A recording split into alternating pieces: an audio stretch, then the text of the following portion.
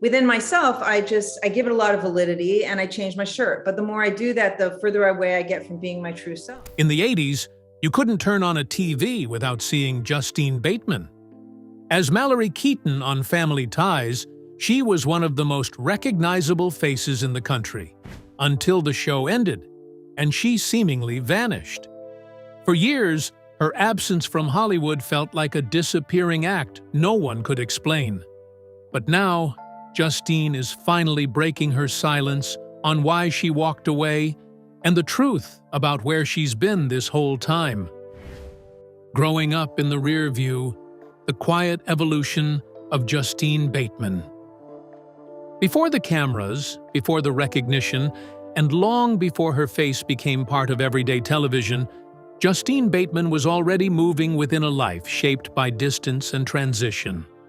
Her mother, Victoria Elizabeth, had lived a life that crossed borders, from Malta to different parts of the United Kingdom, before eventually working as a flight attendant for Pan Am. Her father, Kent Bateman, grounded that movement in a more traditional sense, but together, they created a world that wasn't originally built around Hollywood. Still, that world slowly shifted, and as it did, Justine found herself stepping into something much bigger than anything that had been planned.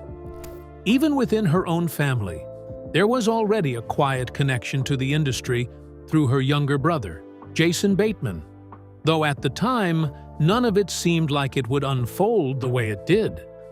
By the time she reached Taft High School in Woodland Hills, the direction of her life had already started narrowing into something more defined. Opportunities came early, and with them, obligations that didn't leave much room for anything else. College, something that would have been a natural next step for most people, simply wasn't possible. Not because of a lack of interest, but because the timing of her life had already been claimed by something far more demanding. And that demand became clear in 1982, when she stepped into the role that would quietly change everything. When Family Ties premiered, it didn't just arrive as another sitcom trying to find its place. It quickly became something people couldn't ignore. Set against the backdrop of a shifting America, the show leaned into a cultural tension that felt real at the time. Parents who had once embraced the free-spirited ideals of the 1960s were now raising children who saw the world very differently. At the center of that divide was a family that felt both familiar and sharply defined, with Michael J. Fox's Alex Keaton embodying a new kind of ambition that clashed with everything his parents represented. But while Alex became the focal point, Justine's Mallory Keaton existed in a space that was just as memorable, even if it worked in a quieter way. Mallory wasn't driven by politics or ideology.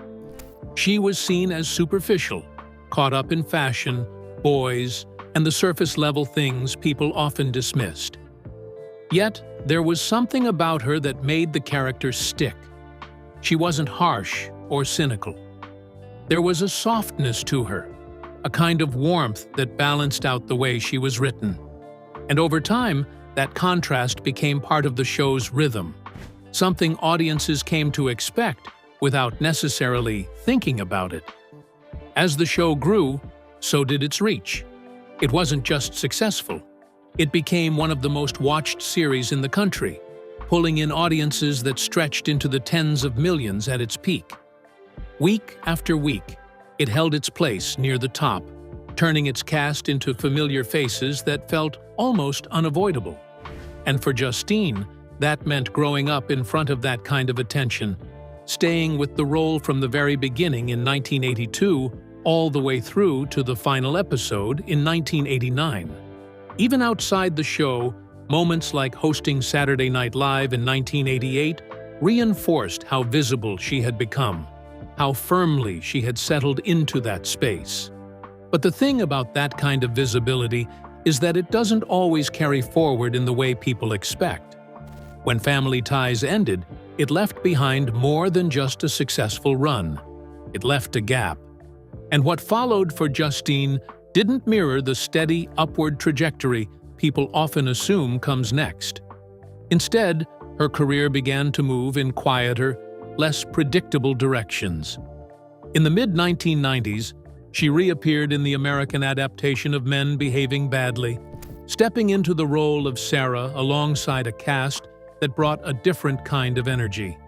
It wasn't the same environment, and it didn't carry the same cultural weight, but it marked a continuation, even if it felt more understated. Years later, she returned again in the Showtime miniseries Out of Order, sharing the screen with actors like Eric Stoltz, Felicity Huffman, and William H. Macy. Each appearance added to a career that was still moving, but no longer centered in the way it once had been. Then came a moment that felt almost self-aware. In a 2006 episode of Arrested Development titled Family Ties, she appeared in a role that played with expectations before sharply undercutting them. For a brief moment, her character seemed to mirror something familiar, only for the truth to twist into something far more complicated. On screen, she shared that space with her brother Jason. But instead of leaning into nostalgia, the scene carried a different kind of edge, one that acknowledged the past without fully returning to it. Around that time, her presence continued in smaller, recurring roles across shows like Men in Trees, Still Standing, and Desperate Housewives.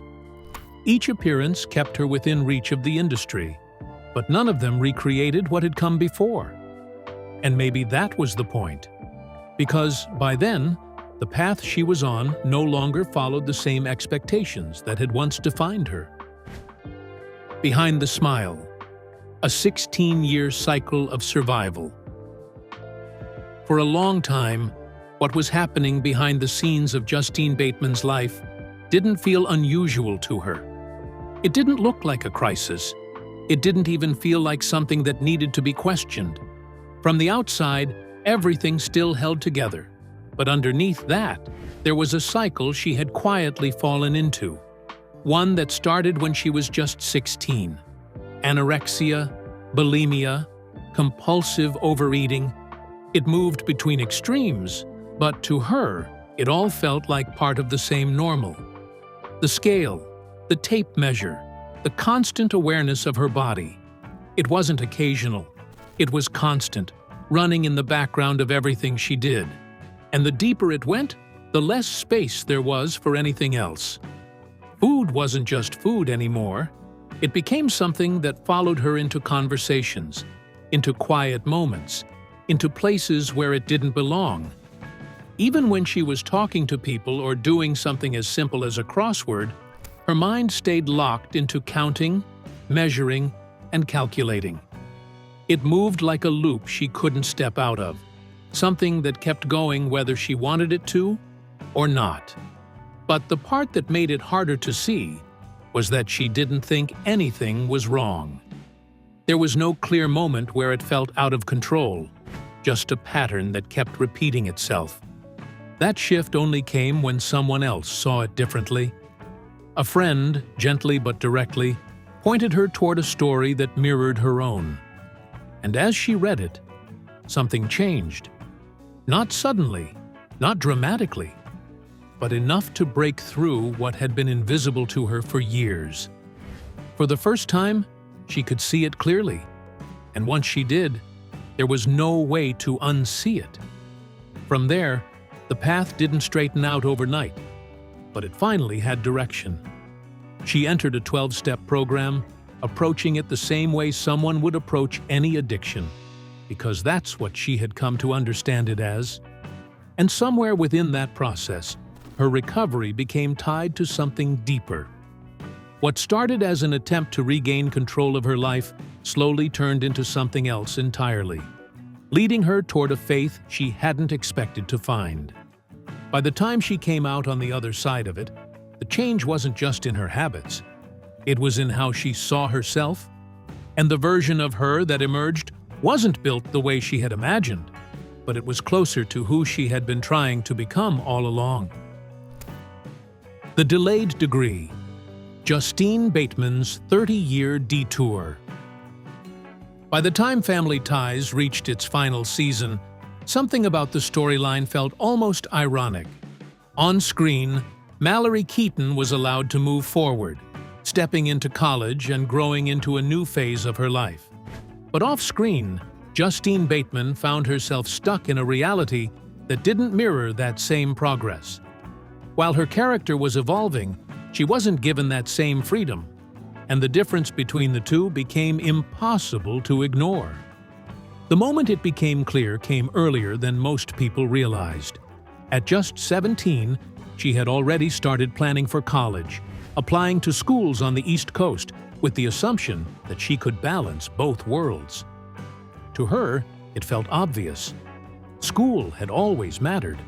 It wasn't just something to pass through, it was something she genuinely enjoyed, something she was good at. So the idea that she wouldn't go never even crossed her mind. Until it did.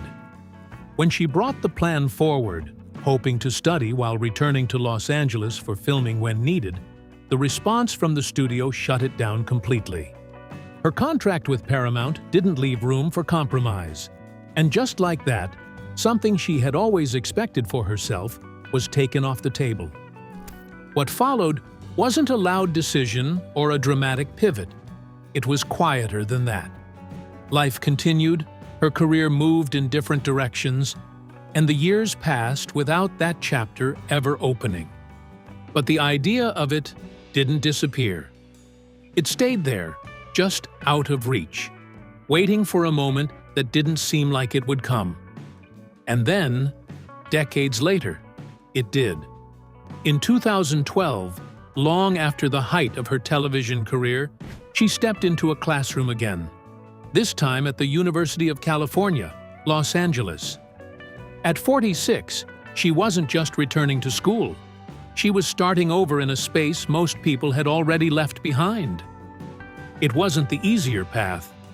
If anything, it came with more pressure, more awareness, and a completely different set of responsibilities. But for her, the full experience mattered.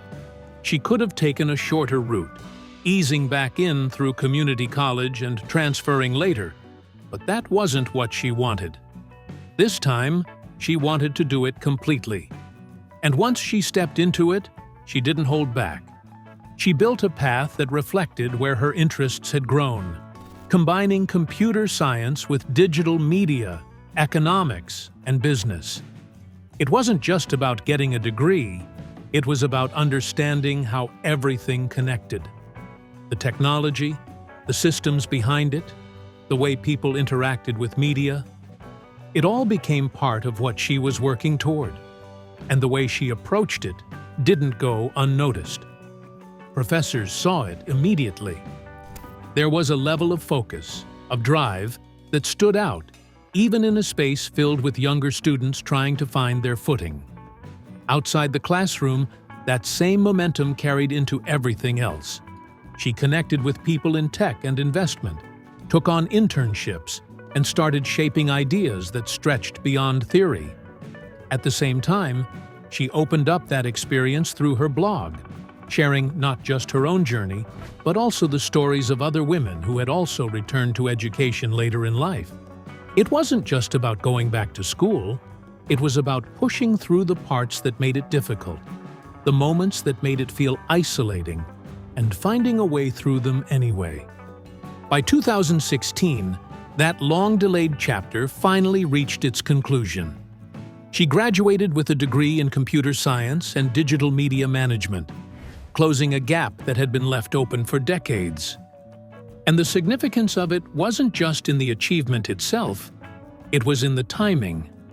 Because the thing she had once been told she couldn't do, the path that had been blocked when she was 17, didn't disappear. It just waited. And when it finally happened, it didn't feel like catching up. It felt like finishing something that had always been hers to begin with. Beyond the bad reviews, redefining success after SNL and satisfaction. By 1988, Justine Bateman was already a familiar face, someone audiences felt like they knew. So when she stepped onto the stage to host Saturday Night Live that February, It should have felt like a natural extension of everything she had built. But instead, it became one of those moments that didn't quite land the way anyone expected. The episode, paired with musical guest Terence Trent D'Arby, struggled to find its rhythm. Sketches felt flat, roles felt repetitive, and rather than stretching her range, the show kept placing her into characters that didn't give her much to work with. By the time it ended, the reaction had already started forming, and it wasn't kind. Critics called it dull, some labeled it a misfire, and over time, it settled into something even harder to shake. A performance people remembered more for what it lacked than what it delivered. And the timing of it mattered, because just as that moment faded, another opportunity arrived, this time on the big screen. Later that same year, she took on the lead role in Satisfaction, a film built around an all-girl band trying to find its footing. It had the pieces, music, youth, a sense of momentum, and she stood at the center of it, carrying both the role and the soundtrack as the lead vocalist. But while the film introduced audiences to a young Julia Roberts in her first credited big-screen role, what followed told two very different stories. In the years that came after, Roberts's career surged forward, eventually landing her in Pretty Woman, and turning her into one of the most recognizable stars in the world. For Bateman, though, the trajectory didn't follow the same path. The visibility that once felt constant began to thin out. Not all at once, but enough to be noticed.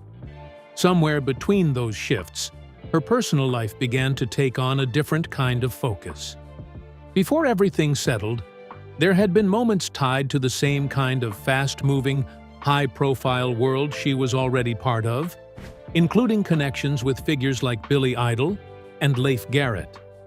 But those chapters didn't last in the way people might have expected. What came later was quieter, steadier, and far less tied to the unpredictability that often followed her career. In 2001, she married Mark Fluent, a financier whose life existed largely outside the spotlight. And that shift felt different from everything that came before it. After years of navigating an industry that constantly moved, constantly changed, this was something that held its place. Together, they built a life that didn't rely on public attention to exist.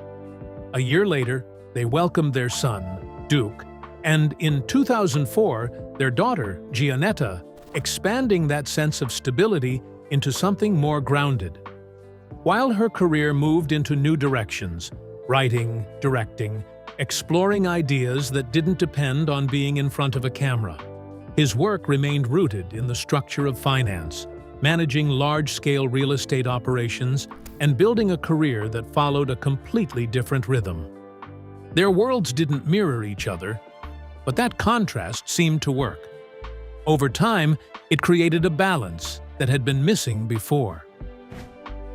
Justine Bateman finally confirms why she disappeared from Hollywood after Family Ties. For years, the question lingered around Justine Bateman, not just where she went, but why she seemed to step back at all. And the answer didn't sit in one moment or one decision. It built slowly, shaped by something less visible but far more constant. As she got older, the pressure didn't fade with time. It sharpened. The same industry that once embraced her began pushing in a different direction, one that quietly suggested she needed to change her face to remain relevant. But instead of adjusting, she held her ground. Not out of defiance for the sake of it, but because something about it didn't sit right. To her, her face wasn't something separate from who she was. It was a record of it. Every line, every shift, carried something real. And the idea of erasing that, of smoothing it out to fit an expectation, felt like losing more than just appearance. It felt like losing authority, identity, and everything she had grown into over time. That clarity didn't come without friction. At one point, a simple search of her own name brought her face into a space she didn't control, surrounded by comments that reduced it to something that needed fixing. For a moment, it got in. It made her question something she had never questioned before. She had always thought she looked fine, but suddenly, she found herself trying to make those voices right and herself wrong. And with that came a kind of shame that didn't belong to her, but still settled in anyway. But instead of staying there, she turned toward it. The more she looked at it, the clearer it became that the issue wasn't her face. It was the fear attached to it. The fear of aging, of losing value, of becoming invisible in a way that felt permanent. And once she saw that, the idea of changing her appearance stopped making sense. Because altering her face wouldn't remove the fear, it would only delay it. It would still be there, waiting underneath. So she made a different choice. She chose to deal with the fear instead of disguising it. And from that point, everything else followed. In interviews, including a candid appearance on 60 Minutes Australia, she made it clear that she liked how she looked, not in a performative way, but in a way that felt settled. She spoke about wanting to see the evidence of who she had become, not a version of herself frozen in time. And that perspective didn't just stay personal. It became something she explored more deeply in her book, Face, 1 Square Foot of Skin, where she unpacked the quiet pressure placed on women to erase themselves as they age. At the same time, her life wasn't standing still in the background. She was building, just not in the same way people expected.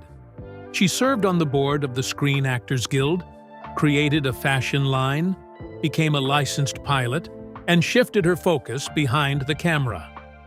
Her film, Violet, which premiered at the SXSW Film Festival, wasn't a return to what she had been. It was a step into something she controlled completely. And when she speaks about it now, there's no sense of something missing. If anything, there's a sense that stepping away was never about disappearing. It was about refusing to follow a version of Hollywood that required her to shrink, to smooth out, to become less than what she had grown into. Even when she talks about aging, about wanting to resemble someone like Georgia O'Keeffe in her later years, it carries that same thread.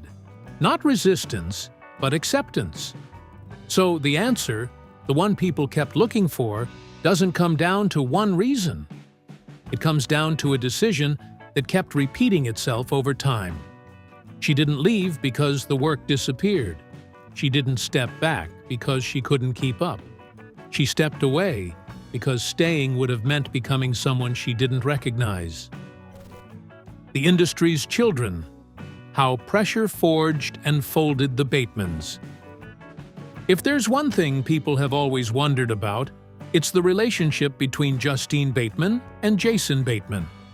Not just what it was back then, but what it became after everything changed.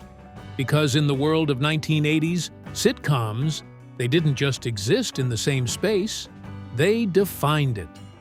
She rose quickly as Mallory Keaton on Family Ties, instantly recognizable, while he carved out his own presence across multiple shows, building a reputation as the sharp, wisecracking younger star who always seemed one step ahead. Together, they were everywhere.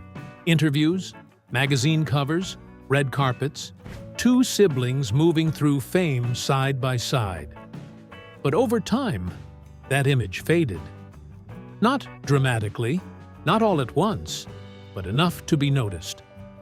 As Justine stepped away from the version of Hollywood that had once defined her, and Jason moved deeper into it, growing into a steady, undeniable force in both television and film, their appearances together became rare.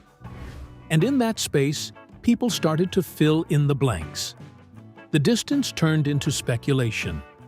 A comment Jason made years later about how relationships, even between siblings, have to be earned rather than assumed, only added to that narrative. It sounded distant on the surface, like something had shifted beneath it. But that wasn't where the story started. Before any of that, before the cameras and the recognition, they were just two kids in a house that didn't follow the usual structure. Their mother's job kept her away for weeks at a time, and their father was often absorbed in his own creative work. That left them with a kind of independence that came early. They weren't closely managed or constantly supervised. They learned to handle things on their own. And that independence didn't disappear when acting entered their lives. It deepened. Because once they started working, everything changed at once. Acting wasn't just opportunity, it became responsibility. Their parents stepped in as managers, and suddenly, the stakes weren't abstract anymore. Their income mattered. Their work mattered. And even school wasn't just school. It was tied directly to whether they could keep working at all. The pressure was clear. If grades dropped, work permits disappeared, and if that happened, everything else followed. It wasn't just about staying on a show, it was about keeping everything else intact. That kind of pressure doesn't sit lightly, especially not at that age. And for both of them, success came before identity had fully formed. They learned how to perform before they had the space to figure out who they actually were. Jason would later describe that experience as something that slowed down that process, something that made it harder to separate himself from the roles he had been playing for so long. Still, in those early years, there was something unique about what they shared. Justine's career took off quickly, more visibly, while Jason's moved in a steadier, less explosive way. But they were both there, both working, both part of the same world, and that created a bond that wasn't easy to replicate. It wasn't just family. It was a shared experience under pressure most people around them couldn't fully understand. As they got older, though, the paths started to separate. Not in a way that felt sudden, but in a way that felt inevitable. Jason stayed in motion, but that motion wasn't always stable. After years of working, he stepped back, choosing to release some of the pressure he had been carrying. What followed was a period that pulled him into excess, into a lifestyle that eventually cost him momentum in his career. He would later admit that staying in that space too long set him back, forcing him to rebuild something he had once taken for granted. Justine's shift looked different. For her, the weight of fame had already started to feel like too much. It wasn't just the work, it was the constant visibility, the inability to exist without being watched. The experience, as she described it, felt mentally exhausting. Even in moments that should have felt exciting, there was something underneath it that made it hard to stay grounded. And over time, that feeling didn't ease, it became clearer. Around that same period, their personal lives moved through overlapping spaces. She was connected to the same fast-paced world, including her relationship with Leif Garrett, someone whose own life carried its own level of chaos. At one point, their worlds intersected in unexpected ways, with Jason and Garrett even sharing moments that blurred the lines between their separate lives. But those chapters didn't define what came next. They were part of a phase that both of them eventually moved through. As the years passed, what looked like distance between them started to take shape, but not in the way people assumed. Jason rebuilt his career, finding a rhythm that carried him into long-term success. Justine stepped further away from the spotlight, choosing to build something that didn't rely on constant visibility. Writing, directing, exploring ideas on her own terms. From the outside, that difference created a narrative that felt easy to believe. One sibling rising, the other stepping back. One staying visible, the other fading out. And in that contrast, people assumed there had to be tension, something unresolved beneath it all. But the reality didn't follow that script. What they had simply changed. Jason's perspective made that clear. To him, relationships weren't automatic just because they were shared by blood. They had to be built, shaped into something that worked in the present, not just something inherited from the past. And that didn't mean distance, it meant intention. It meant choosing how they connected, rather than relying on proximity or expectation. That same clarity showed up when outside voices tried to pull them into conflict, especially around their differences. Whether it was politics or public opinion, neither of them allowed that to define what existed between them. Justine made that boundary firm, shutting down any attempt to turn their relationship into something for public debate. And Jason, in his own way, reflected that same respect, speaking about her choices not as something to question, but as something that made sense for who she was. Even when it came to her stepping away from acting, he didn't frame it as loss. He saw it as independence. Someone too aware, too capable, to stay tied to an industry that didn't align with how she wanted to live. And the difference between their careers wasn't something to measure. It was simply where they ended up. Away from all of that, their lives settled into something steadier. Both built families, both found long-term relationships that held, and both moved into spaces that reflected who they had become, rather than who they had been expected to remain. The intensity that once defined their early years didn't disappear. It just shifted into something quieter, something more controlled. Even the way they spend time together now reflects that shift. It's not constant, it's not public, but it's real. The connection isn't built on showing up. It's built on understanding. Conversations that carry weight, time that feels intentional, a dynamic that looks less like obligation and more like friendship. What Family Ties episode is still your favorite till this very day? Share your thoughts with us in the comments below. Don't forget to like, share, and subscribe. Also, click the next video shown on your screen.